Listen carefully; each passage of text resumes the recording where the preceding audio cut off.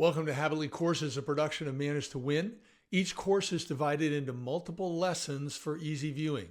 All are now completely free, so you can watch them on your own or work through them as a team. Please subscribe to this channel, leave a comment, and share your favorite lessons with others. Try to find something that helps you be your best.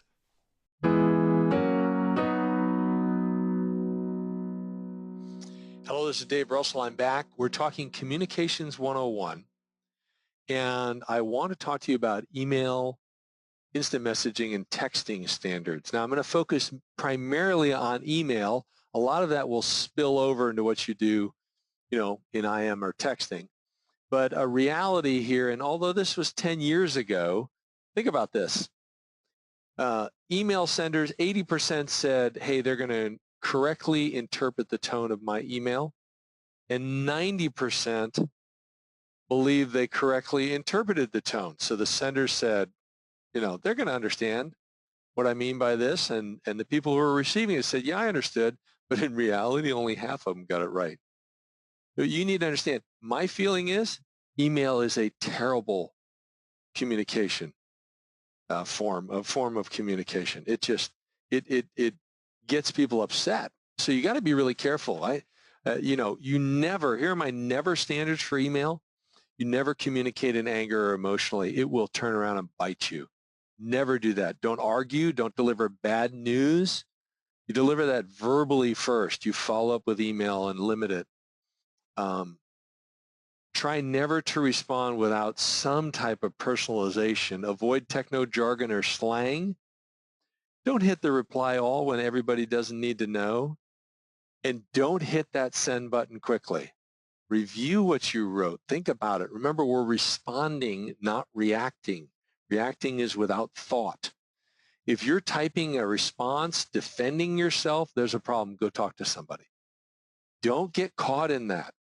Email comes back to bite you, and you will regret it. Now, I'm going to spend the majority of this training on my dirty dozen rules for email. So number one, you never would have guessed, right? Communicate based on their preferred style. So if that person is a high D and they just want a summary, give them a summary. You can have attachments if you want. If the person's a high C, you can give them some more detail, but refer to links or refer to attachments for additional, data, research, things they're going to validate. But you communicate based on their preferred style. Number two, no hiding, okay? So you don't hide behind an email and send out this flaming email that defends yourself or attacks somebody else or both. We don't write negative things. We speak them. We go talk with the person. If something needs a negative write-up, then you follow a formal process to do a negative write-up. But otherwise, you don't hide behind email to send out flaming emails and barbs. It'll come back and bite you. The subject line, keep it clear, keep it brief. And when you start going back and forth on emails and the topic is changing or the subject is changing, change the subject line. Do you need it to be a hook to get somebody to look at it? All right? But oftentimes I see emails that are an email trail and they've gone, 4, 5, 10 times between people and the subject's totally changed, but the subject line still says the same thing. Update the subject line. Number 4, regarding copies, blind copies, delegating and sharing. Be careful what you do. So blind copies, use that appropriately. All right? Copying other people, I kind of brought that up before of be careful who you're copying. Do they really need to receive it? If not, don't bother them with it. Who are you sharing it with? Who are you delegating it to? You got to be careful. Number 5, be brief. Email works best when it is brief. Have attachments if you need to get into detail. Write a Word document, make an Excel spreadsheet, or whatever tools you use. Do those things for all the detail. Keep the emails brief. Now, number 6, format the information for scanning, not for reading. People don't have time to read. Okay? So they're going to scan your email. If you can't get to the point, they're not going to pay attention. And if you provide too much information, then they're going to miss it. Not in the email. Do it in an attachment or a website somewhere else. Number 7, taking action should be easy. Provide the links in the email. Don't tell them to go somewhere and it's not a link and they have to go search for it. Make it easy. Number 8, very simple. When you read over, you proof your email before sending it, then what you want to do is think, how would I feel if this was on the front page of our local newspaper tomorrow morning? If you don't want it on the front page of your local newspaper tomorrow morning, then delete it. Completely delete it. And it means you've got some negatives or some risks there. Go have a verbal discussion. Do it that way. Number 9, use drafts. So if you're writing the same type of email over and over again, like we have our talent assessments, we have to process them manually, but we do the same type of email over and over again. So except for our comments and our advice that we put into the email, we use a template. We have a draft. Then what you're going to do is you want to proofread it, sleep on it overnight, do an automatic spell or grammar check before it goes out. You should always do that. Number 9, have a professional signature. And everybody in your company should have the same format and information in their signature. It should be consistent. Number 11, schedule time to do email. Study after study has shown that people that have their email on all the time are less productive than people that check their email every 2 hours, 4 hours, once a day, whatever it might be. So figure out a schedule that'll work for you, or at least schedule some time during the day where you don't look at email and somebody else covers for you. You can do that.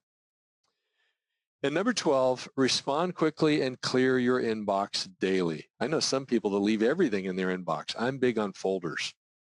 So I'm either deleting or putting things in folders and I'm responding, but I try to clear everything every day. That's Dave's Dirty Dozen Rules. There you go.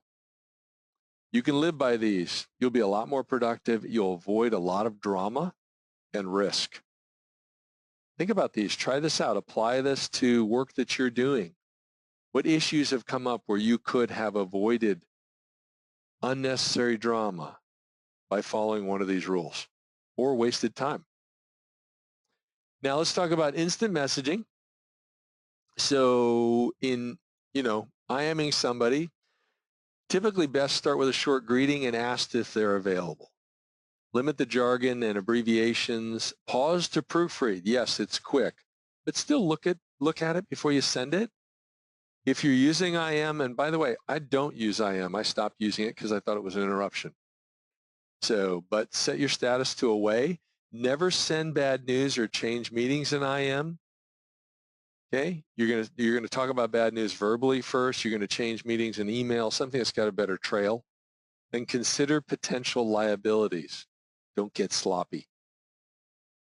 All right, those are some basics. What about texting? Obviously not while driving or walking. All right, be fully present. Even though you're texting, pay attention if you're in a conversation. I like to use my microphone with speech recognition for me. Pause to proofread, particularly if you're using the microphone for speech recognition. Some of the speech recognition could be pretty weird. Make sure you're going to the right recipient. Sometimes when I'm jumping with texting between different texts, something, I can accidentally text the wrong person. Fortunately, that's typically with family members. Voice recognition speeds the typing but increases errors. Keep that in mind. And remember, consider the potential liabilities. Texting is great, but just don't get too carried away where you're too fast. So what I tried to give you here were some basics. People will spend hours or an entire day on these types of standards. I'm not trying to put you to sleep. Think about your own standards. Maybe you needed to tighten up your standards as far as company standards, company policy. Talk about situations.